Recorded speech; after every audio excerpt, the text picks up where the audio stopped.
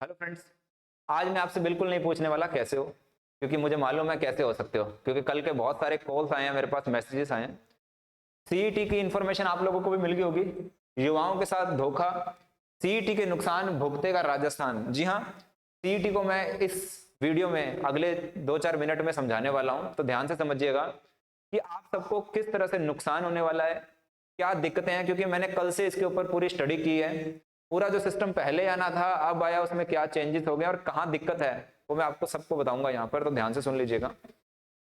सबसे पहले मैं सीईटी का वो नोटिफिकेशन जो इन्होंने कल डाला है, मैंने डीओपी की साइट पे जाके पूरी स्टडी करी है कौन कौन से नियमों में चेंज हुआ है, क्योंकि मैं लॉ का स्टूडेंट हूँ, तो मेरी ड्यूटी थी कि जो भी बात बोलूँ वो पहले अच्छी तरह से पढ़ लूँ। तो यहाँ पे आप देख रहे हैं, ये कल सीईटी की इंफॉर्मेशन आई है 23 मई की, और नोटिफिकेशन ये आप सबने सुन लिया होगा, इसमें कोई ज्यादा मुझे नहीं पढ़ाना है क्योंकि वीडियो लंबा हो जाएगा बिना मतलब के।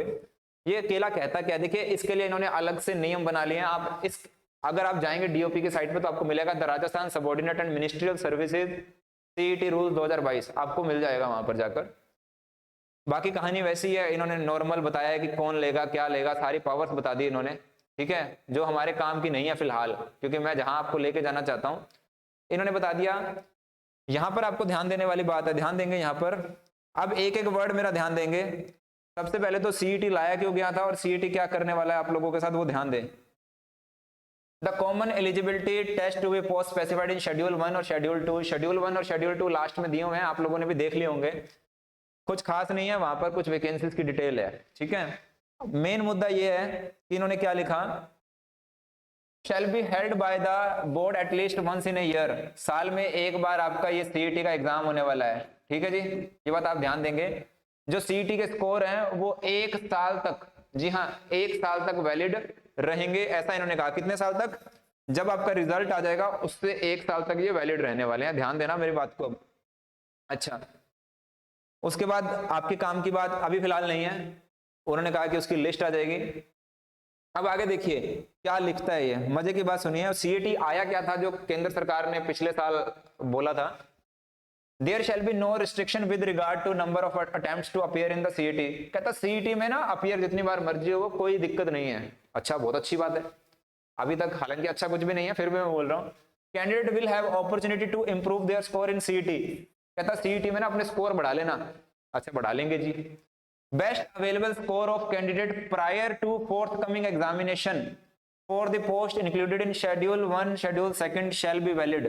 वो कहता है कि भैया जो भी वैकेंसी आएगी, जो लिस्ट में वैकेंसी है, उसके आने से पहले अगर आपको मौका मिलता है तो आप अपने स्कोर बढ़ा लेना। ध्यान से सुनना, साल में एक बार सीईटी लेना, इन्होंने वैलिडिटी 1 ही साल की है उसकी रिजल्ट आने की, ठीक है।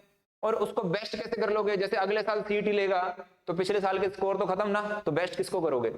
जब ये सीईटी आया था तो वहां पर ये था कि वो सीईटी के मार्क्स आपको 3 साल या उससे ज्यादा के लिए वैलिडिटी देनी थी इन्होंने। आप समझ रहे हैं, ध्यान से समझना इस बात को, आगे जाके लिंक करने वाला हूं आपके साथ क्या होने वाला। आप कोई भी एग्जाम देने वाले हो, सब में आपकी बैंड बजने वाली है, ध्यान से सुनना। कहते हैं 1 साल तक मार्क्स वैलिड रहे, ऊपर ही मैंने आपको पढ़ाया। अब उसको इंप्रूव कर लेना, तो इंप्रूव करके करोगे क्या, क्योंकि वैलिडिटी 1 साल की है। एक बार आपके 70% मार्क्स आ गए, ठीक है, अब आपको उसको 70 से ज्यादा बढ़ाना है जी। अब जैसे ही आप बढ़ाने के लिए गए, मान लो 68 आ गए, तो कौन सा बेस्ट है? 70 तो बचा ही नहीं ना, वो तो खत्म ही हो गया, बचा ही 68। तो यहां पर एक इन्होंने दिक्कत करी है जो कि पिछले सीईटी में नहीं था, जो इन्होंने मॉडल था ना इनका, वहां से इन्होंने ध्यान नहीं दिया है। अच्छा, तो ये इन्होंने काम आपका कर दिया खरा। बाकी इन्होंने, मैं आपको बता देता हूं, बाकी ऐसा कुछ नहीं है जो आपको खुद से पढ़ लीजिएगा, मेरा फोकस आपको कुछ और बताने का है, ध्यान से सुनना।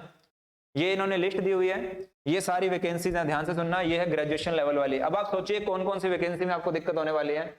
ये प्लाटून कमांडर, जिलेदार, पटवारी, ये देखिए ये आप लोगों के लिए इसकी तैयारी कर रहे होंगे आप कई कई सालों से। जूनियर अकाउंटेंट, इसकी तैयारी तो बच्चा पिछले 8-9 साल से कर रहा है। तहसील रेवेन्यू अकाउंटेंट, उसके बाद ये महिला सुपरवाइजर, ये सुपरवाइजर, ये वैकेंसियां देखिए ग्रेजुएशन लेवल पे सीईटी के अंदर आ गई हैं। मैं यहाँ पे आपको सीईटी नहीं बता रहा, सीईटी तो आपको बहुत लोगों ने बता दिया होगा, मैं उसके अंदर दिक्कत जो आपको आने वाली है वो बता रहा हूँ। उसके बाद हॉस्टल सुपरिटेंडेंट क्लर्क ग्रेड 2, इसकी वैकेंसी के लिए आप लोग वेट कर रहे थे शायद। उसके बाद ये जमादार वाली और ये कांस्टेबल वाली, ये जूनियर असिस्टेंट, ये सारी वैकेंसियां, ठीक है। मोटा मोटा इन सब वैकेंसी को इन्होंने काउंट कर दिया। अब दिक्कत मैंने आपको बता दी, मार्क्स तो इंप्रूव हो ही नहीं सकते। अब मेन दिक्कत पे आता हूं, ध्यान से सुनना। जो इसका सिस्टम है, आप लोगों का भविष्य खतरे में है, आप लोगों का भविष्य खतरे में है। मैं बता देता हूं आपको कैसे है, क्योंकि आप हो सकता है कई सालों से तैयारी कर रहे थे, अब जाके सरकार ने वैकेंसी अब निकाली है, और अब आपके साथ क्या होने वाला है, ध्यान से सुनना। अब आपका सीईटी होगा, मान लेते हैं, पता नहीं कब होगा, वैसे तो सीईटी का एग्जाम होना है, पता नहीं इस साल के एंड में हो, अगले साल हो, कब हो, क्योंकि पेपर लेना है आरएसएमएसएसबी ने, प्री की बात कर रहा हूं, लेवल 1 की पेपर लेना है आरएसएमएसएसबी ने, उसका कैलेंडर ऑलरेडी बुक था। कब वो कैलेंडर लेता है, क्योंकि अगले साल तो उन्होंने रीट भी रख दिया है, रीट का मेंस भी। तो सीईटी 2022 का पेपर कब होगा, सिलेबस कब आएगा, कुछ नहीं पता। अब आपके साथ होने क्या वाला है वो ध्यान देंगे। सीईटी का पेपर दे दिया आपने, अच्छी बात है, कितने लाख बच्चे देंगे। अब आप देखिए 25 लाख बच्चे तो कहीं नहीं गए, जो +2 लेवल वाला और ग्रेजुएशन लेवल वाला 25 से 30 लाख बच्चे, हो सकता है 20 लाख हो, मान लेते हैं 25 लाख हो, 30 लाख बच्चे जरूर अटेम्प्ट करेंगे सीईटी, सभी अटेम्प्ट करेंगे, कर लिया जी।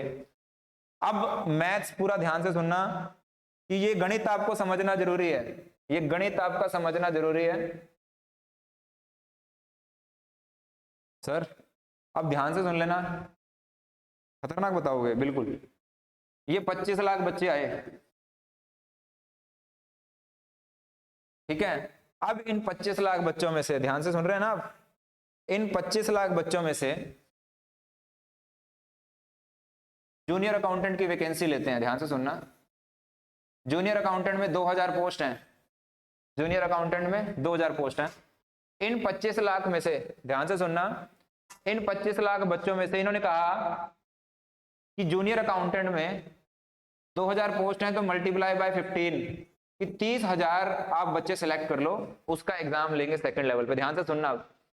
अब यहाँ पे 25 लाख बच्चों ने पेपर दिए, उसमें से ये जनरल, ओबीसी, एससी, एसटी, मोटा मोटा मैं इन 4 कैटेगरी को अभी ले रहा हूं, और भी अब कैटेगरियां बन जाएंगी बहुत सारी, उनमें से कुछ बच्चे उठा लेंगे 30,000, ठीक है। ये आप ऐसे समझिए, इतने सारे बच्चों में से इन्होंने ऊपर वाले, जिसके 100 मार्क्स का पेपर है, तो 90 प्लस वाले बच्चे ही आएंगे, और एससी एसटी में भी ऐसे ही स्कोर आने वाले हैं।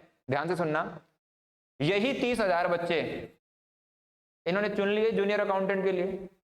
अब मान लीजिए टीआरए की, ध्यान से सुनना, अगला मैथ्स, टीआरए में कितनी सीटें हैं, 200 प्लस मान लेते हैं एक बार, तो मल्टीप्लाई बाय 15, कितने लोग चाहिए इनको, 3000।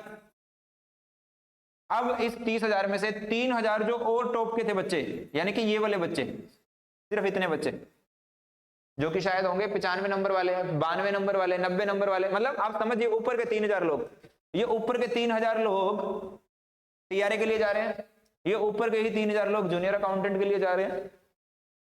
आप समझते रहिएगा। फिर और कोई वैकेंसी आती है, मान लीजिए पटवारी की ले लेते हैं, जिसमें 3,000 4,000 वैकेंसी आए, 4,000 इंटू बाय 15 करते हैं तो 60,000। ये 30,000 बच्चे तो वही है ना, ये 30,000 बच्चे तो वही हैं, समझ रहे हैं आप।